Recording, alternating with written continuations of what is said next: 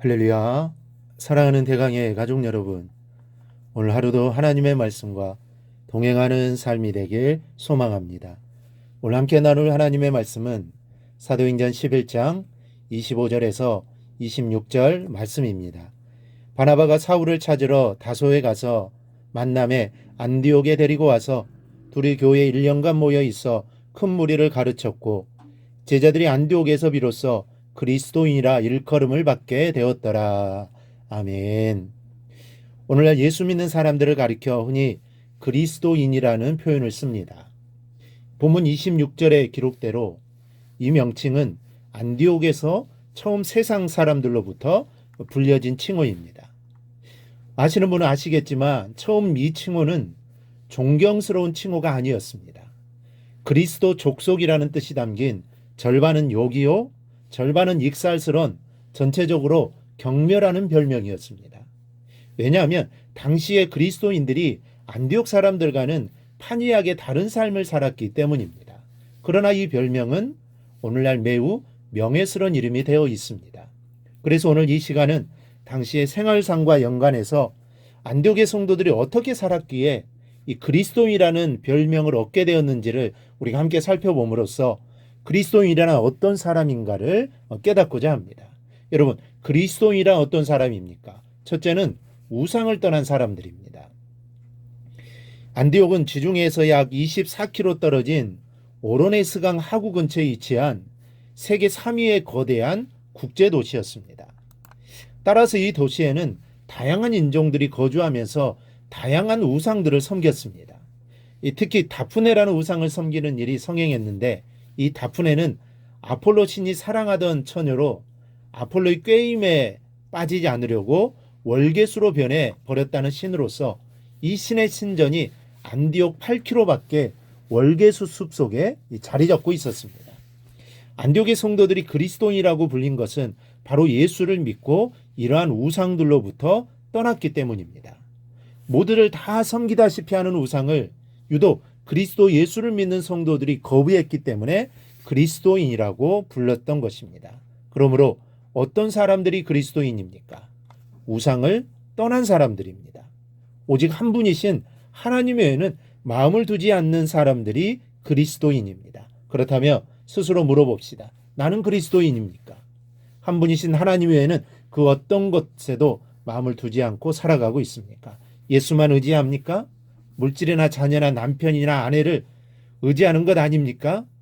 지금 우리가 말씀을 듣는 것이, 또 우리가 기도하는 것이 궁극적으로 하나님을 위한 것이 틀림없습니까? 그렇다면 그리스도인입니다. 예수 믿는 사람입니다. 그런데 하나님보다 더 사랑하고 위하는 것이 있다면, 하나님을 바라는 것보다 더 바라는 것이 있다면 그것이 우상입니다. 무슨 신을 섬긴다거나 점을 보거나 또 다른 종교를 믿는다거나 하는 것만이 우상을 섬기는 전부가 아닙니다. 하나님을 제일로 하지 않는 그 자체가 우상을 섬기는 것임을 기억하시기 바랍니다. 안디옥의 성도들은 온전히 하나님만 사랑하고 예수만 믿었기 때문에 그리스도인이라는 소리를 들었습니다. 우리 모두도 그리스도인이라는 소리를 들을 수 있기를 바랍니다. 그러기 위해서는 오직 하나님만 바라봐야 합니다. 바로 이러한 믿음이 오늘 우리 모두에게 있기를 바랍니다. 둘째는 부도덕을 떠난 사람들입니다. 안디옥은 호화로운 생활과 부도덕의 대명사였습니다. 마차 경기로 유명했고, 이 밤낮을 가리지 않고 계속되는 향락을 추구하는 자들로 가득했습니다. 요즘 말로 하면 도박, 나이트클럽으로 가득 찬 도시였다는 말씀입니다. 그리고 이것이 우상 숭배와 결코 무관하지 않은 게 바로 이 다프네라는 우상 때문입니다. 앞서 말씀드린 것처럼 안디옥으로부터 약 8km 지점에 월계수 숲속에 다프네 사원이 있었다고 했습니다. 그런데 이 사원의 여성들이 바로 종교적 창녀로서 밤이면 사원이 있는 월계수 숲속에서 여성들과 예배자들 사이에 부도덕한 일들이 벌어졌다는 사실입니다.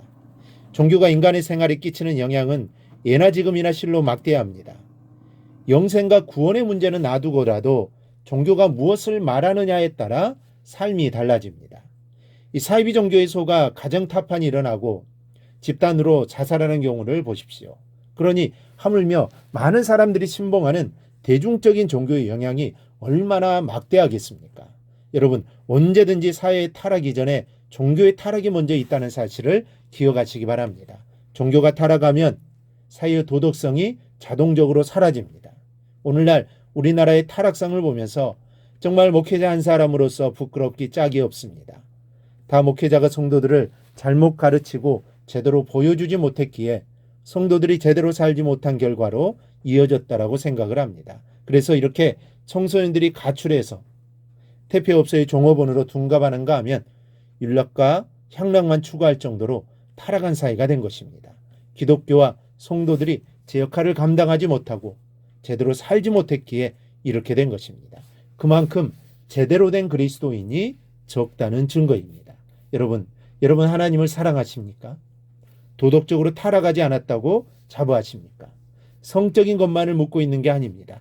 모든 삶에 대한 양심의 문제입니다.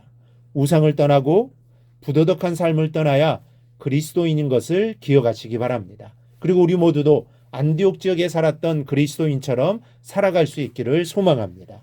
그리하여 그리스도인, 성도, 예수쟁이라는 말을 들을 수 있는 우리 모든 성도들이 되기를 주님의 이름으로 축원합니다.